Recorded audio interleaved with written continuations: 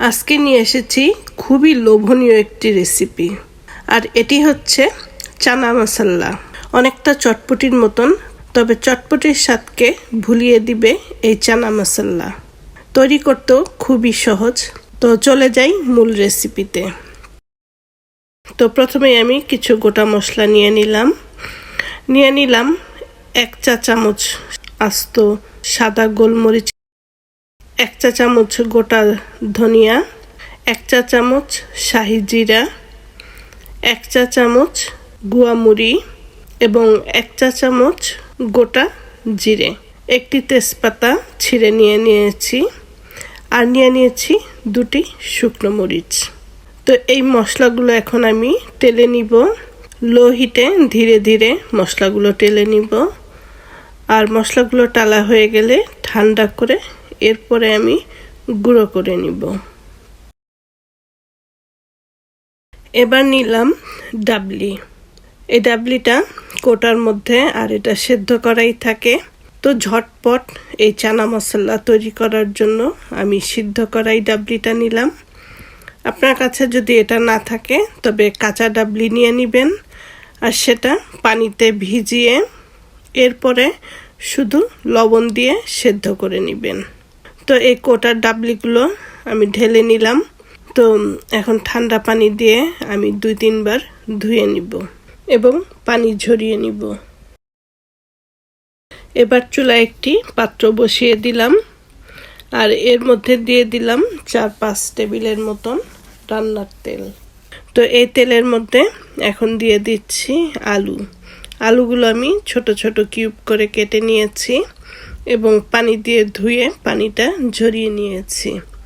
এখন এই তেলের মধ্যে আলুগুলো ভেজে নিব। তবে এরকমভাবে ভাজবো না যে আলুগুলো বাদামি হয়ে যায়, সেজন্য আমি হালকা করে একটা ভেজে নিব, যাতে একটা ভাজা ভাজা ফ্লেভার থাকে। তো এটা এরকম করে আমি আলুগুলো ভেজে নিয়েছি, যাতে কোনো কালার না আসে, শুধু ভাজার একটা ফ্লেভার পাওয়া যাবে। তো আলুগুলো এখন তেল ছেঁকে তুলে নিব। আর এই একই তেলের মধ্যে দিয়ে দিলাম পেঁয়াজ কুচি। তো পেঁয়াজটাও ভেজে নিব। তো নেড়ে চেড়ে বাদামি করে পেঁয়াজটা ভেজে নিব।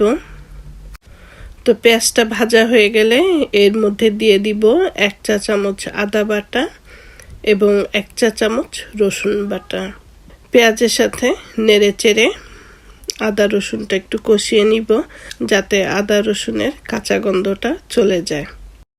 তো আদা রসুনের গন্ধটা চলে গেলে এরপর আমি দিয়ে দিচ্ছি 1 চা চামচ হলুদ গুঁড়ো, আধা চা চামচ জিরে গুঁড়ো এবং আধা চা চামচ মরিচের গুঁড়ো।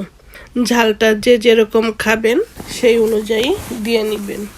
তো সবগুলো মশলা এখন নেড়ে চেড়ে আমি একটু কষিয়ে নিব, যাতে মশলার গন্ধটা পুরোপুরি চলে যায়।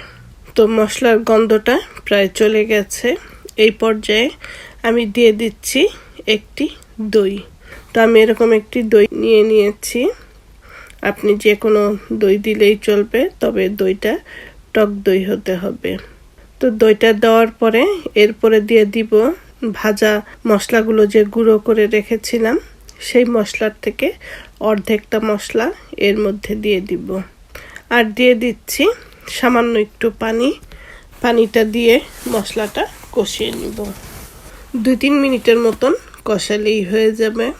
তো ভালো করে নেড়ে চেড়ে মিশিয়ে দিয়ে এরপরে ঢাকনা দিয়ে দিলাম।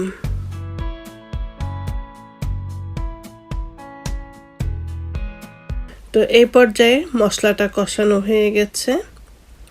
তো মশলাটা নেড়ে চেড়ে নিচ্ছি। এরপরে দিয়ে দিব ধুয়ে রাখা ডাবলি বুটগুলো, এই মশলার মধ্যে দিয়ে দিলাম, আর দিয়ে দিচ্ছি ভাজা আলুগুলো। তো এই আলু এবং বুটগুলো মশলার সাথে মিশিয়ে নিব। তো মশলার সাথে বুটগুলো ভালো করে মিশিয়ে নিয়ে এরপরে দিয়ে দিচ্ছি লবণ। তো লবণ যতটুকু দরকার তার থেকে একটু কম দিচ্ছি, কারণ এরপরে আমি আবার বিট লবণ দিব। তো এখন যদি আমি পুরো লবণটা দিয়ে দেই তো আবার বিট লবণটা দিলে দেখা যাবে লবণের পরিমাণটা বেশি হয়ে গেছে। তো এজন্য যতটুকু দরকার তার থেকে একটু কম লবণ দিতে হবে। এরপরে দিয়ে দিলাম পানি দিয়ে 2 মিনিটের মতন রান্না করব। তো 2 মিনিট পরে ঢাকনাটা খুলে নিলাম। এরপর আমি এখন দিয়ে দিচ্ছি বাকি টালা এবং গুঁড়ো করা মশলাটা যে অর্ধেক রয়েছে, সেই অর্ধেক মশলাটা দিয়ে ভালো করে মিশিয়ে দিব।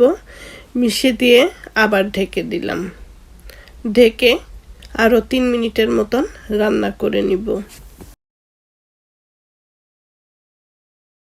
তো 3 মিনিট পরে ঢাকনাটা খুললাম। এবার রান্নাটা হয়ে গেছে, আলুও সেদ্ধ হয়ে গেছে, আর বুট তো আগেই সেদ্ধ করা ছিল। তো এখন এই মশলার মধ্যে ভালো করে কষিয়ে নিয়েছি যাতে বুটের মধ্যে মশলাগুলো ঢুকে। তো এই পর্যায়ে আধা চা চামচ বিট লবণ দিয়ে দিলাম, আর দিয়ে দিচ্ছি ফ্রেশ ধনে পাতা কুচি। তো এগুলো ভালো করে মিশিয়ে দিলাম এবং এরপরে একটি টমেটো কুচি করে নিয়েছি। তো টমেটো কুচিটা দিয়ে দিলাম, আর একটি ডিমও দিয়ে দিচ্ছি। ডিমটা অপশনাল, চাইলে স্কিপও করতে পারেন, আবার দিতেও পারেন। তো যার যার ইচ্ছে অনুযায়ী দিয়ে নেবেন। আর এই তো হয়ে গেল আজকের চানা মশলা। এটা এভাবেই খাওয়া হয়। আপনি চাইলে তেঁতুলের সস অথবা লেবুর রস দিয়েও খেতে পারেন। এই চানা মশলাটা খুবই স্বাদ হয় এবং খুব ঝটপট তৈরি করে নিতে পারেন। তো আশা করছি আজকের এই চানা মশলার রেসিপিটা আপনাদের ভালো লাগবে। আর ভালো লাগলে অবশ্যই স্বপ্ন কথা প্যারিস চ্যানেলের সাথে থাকবেন। ভালো থাকবেন সবাই। আল্লাহ হাফেজ।